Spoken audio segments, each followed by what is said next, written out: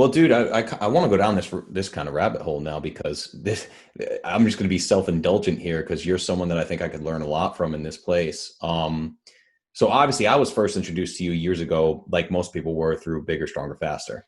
And my whole thing, man, like coming up when I was young, like my parents split when I was 13, and I was just obsessed. I spent a lot of time alone watching Schwarzenegger, Stallone. It was like Commando, Cobra, Rocky, and then like Time Cop with Van Damme. And I was just obsessed, man. So when I was growing up, I had this idea that masculinity. So right now I look at it as like I kind of understand what toxic masculinity is because I got in such the comparison game because I was a chubby kid. And I remember like the first time I got called fat was by a car driving by, a car full of grown-ups, and I was like 8 years old, and they yelled out the window that I was fat, like devastated my life, you know? So I grew up thinking like a man is incredibly jacked and extremely violent. So my teenage years manifested as that. It's like by 15 years old, I was lifting weights 2 hours a What a day. I was stupid thing when you look back at it, right? oh, it's awful, But you right? were a kid. I mean, that's what you learned. I was literally running. I was after school. I was walking home from school. I was just like running, having fun, and this group of guys drove by and just said, "Run, fat boy, run." Mm. My whole fucking life was different, man. It like changed. I mean, I wouldn't be here. I'm thankful for it now, you know.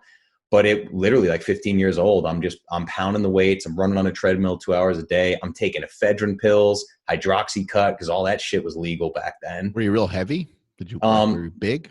no, I wasn't big. Just had some chub on you? I was about 190 pounds at 5 foot Hmm. two at one point. I mean, that's Oh yeah. pretty Yeah, big, yeah. you Right. know? But yeah, just the body fat percentage was always crazy. So I got real stocky, you know, it's kind of like what I see your before and after pictures, and they're just crazy to me. Like your powerlifting days, like anyone that saw me would have been like, oh, he's a big kid. And because I had this mindset, I was a fighter. I was got fights all the time. So I was like this big, tough kid, but insecure as fuck, like hated myself and like negative self-talk and all that. So I guess I just kind of wonder, man, like knowing what I know about you and your family and your story and everything, which is pretty public, how do you think you were able to kind of escape some of that like tough guy, toxic masculinity bullshit? Because like, you're, I mean, you're an elite athlete, but you're such a kind person. Like dude, it took me so much work to get to be a person that can even be this like self-aware. It's just, I was numb and blind back then, you know?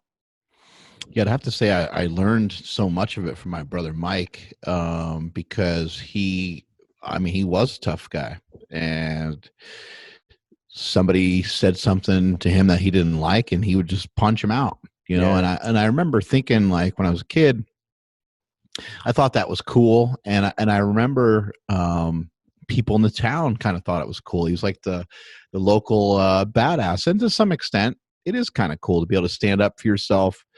Somebody says something to you. People used to tease him because he was a big kid, and to have someone tease you and straighten it out right away is like, that's kind of a neat thing, right? To be able Yeah. to handle yourself. But he was just very volatile, and he, you know, put so much on himself. I recognized what an internal battle that is, and I recognized that that's just not, it's not healthy. And I recognized striving for like this idea of like wanting to be great uh is toxic as well, you know. Mm.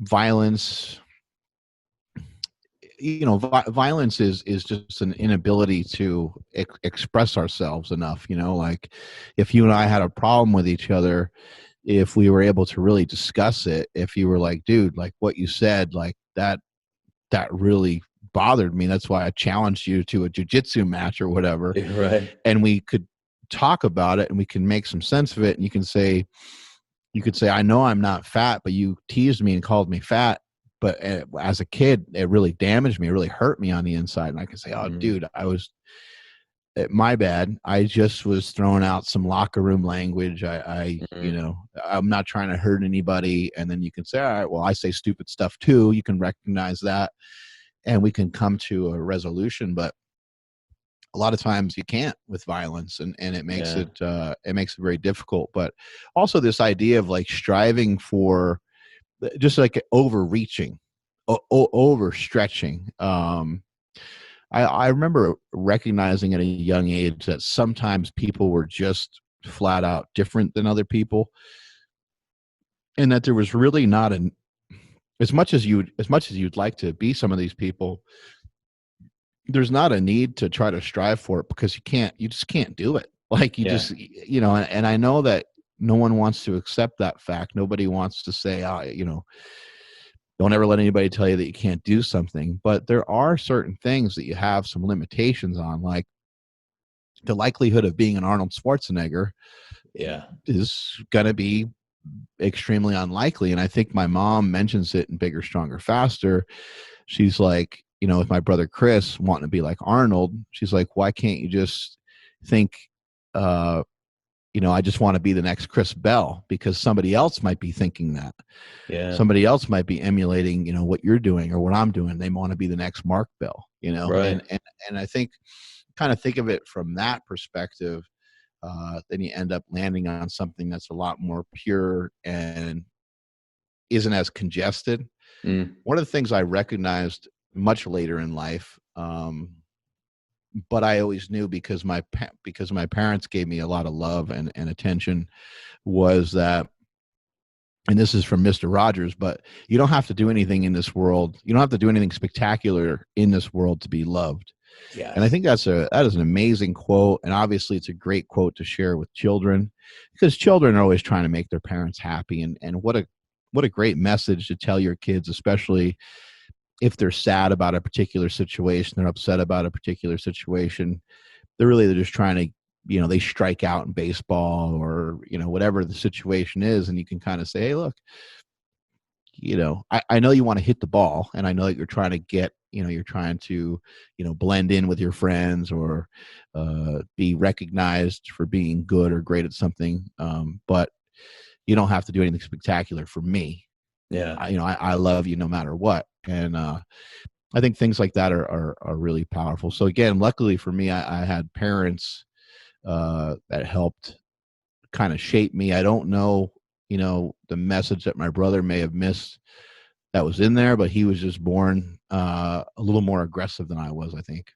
Yeah, it was tough too. I mean, he's a big brother. My big brother was violent as shit, man. He was like notorious, and so he got kicked out of school and everything. But it's so interesting because that concept of how many of us are praised for being us.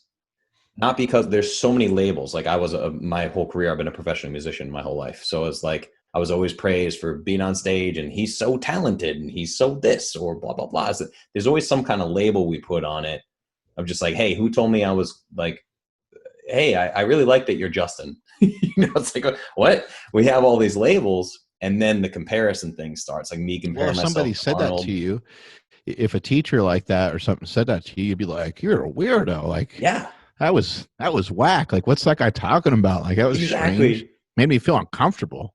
Yeah. It feels so foreign. We don't know what to think of ourselves without some kind of accolade or accomplishment. So like you're an entrepreneur, I'm an entrepreneur. Could you imagine like if I just decided that like unless I am as successful as Elon Musk, I am a failure. If I decide that in my brain, I'm going to be a failure without a doubt. That it's like becoming Arnold in the world of bodybuilding. It's just like you And can't set your sights on that. what about the way we interpret, messages via social media? Yeah. You pump out a lot of information. You have a podcast. You're, on different forms of social media, and you got these different messages. And really, you're just trying to assist people to lose weight, but you still might trigger somebody because you said something about how it's not all about calories, and somebody's like, well, Mm. Lane Norton says different, and they start jumping down your throat, and you internalize that as like, I need to correct this guy. Yeah. This dude's out of control.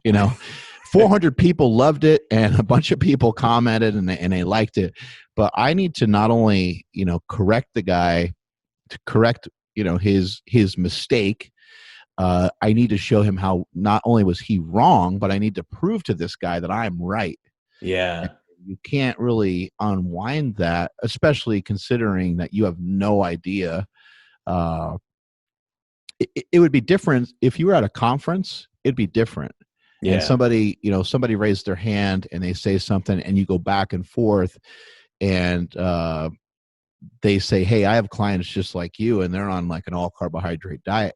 You can actually go back and forth and have dialogue, and you can understand what they're talking about and they can understand what you're talking about, and you could agree to disagree, but you can at least Yeah. understand each other.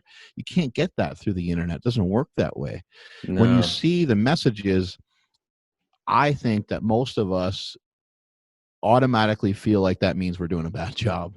Yeah. Like at the very general, very basic level, you're like, I failed to communicate right there because that son of a bitch doesn't understand what I'm saying. Yeah. Now Yeah. I'm gonna show him that I know what I'm saying, and I'm gonna message him privately, and I'm gonna show him these studies that I have, and you got Yes. to really like prove the guy wrong.